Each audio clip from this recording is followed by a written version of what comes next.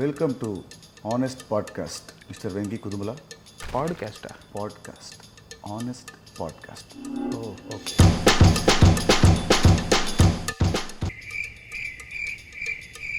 Okay. ప్రతి హీరోకి వాళ్ళ డైరెక్టర్స్ని కొన్ని క్వశ్చన్స్ అడగాలంటుంది. సో దాని ఆన్సర్స్ ఇప్పుడు నువ్వు నాకు ఆనెస్ట్గా చెప్పాలి. అసలు ఆనెస్ట్లో నాకంటే ఆనెస్ట్ ఎవరు ఉండరు, అది మీతో. Very good. So shall I start the game? Yes. చాలా ఫైట్లలో హీరో ముందున్న ఫైటర్స్ కొడుతూ ఉంటే వెనకాల ఫైటర్స్ అలాగే చూస్తూ ఉంటారు.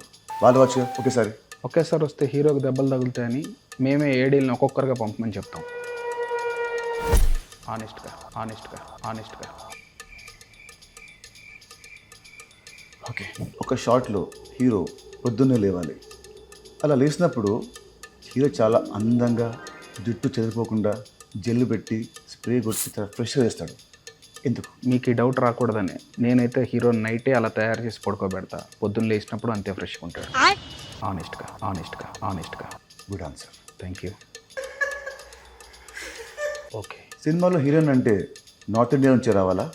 ఎందుకు? ఇలాంటి క్వశ్చన్ అడిగే రోజు వస్తేనే నేను ఇప్పుడు దాకా సౌత్ ఇండియన్స్ని పెట్టుకున్నా. వావ్. ఓకే.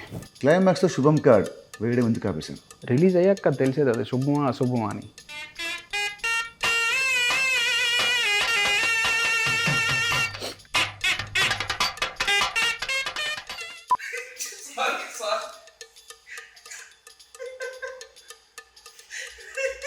ఒక మార్కెట్లో అవుతుంది, ఒక మాస్ సాంగ్ షూట్ అవుతుంది. హీరో వస్తాడు, సడన్గా స్టెప్స్ ఇస్తాడు.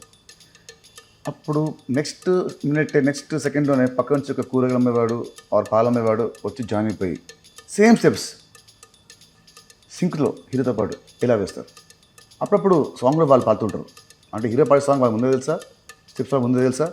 ఇలా ఆ కూరగాయలు అమ్మేవాడికి పాలు అమ్మేవాడికి డ్యాన్స్ వచ్చనే విషయం తెలిసే నేను ఆ మార్కెట్లో సాంగ్ షూట్ పెడతా. ఓకే. అసలు ఈ పాడ్కాస్ట్ దేనికోసం? మన రాబిన్ హుడ్ కోసం. మరి సినిమా ఎప్పుడు release? From March 28th, 2025. Yes. Honestly.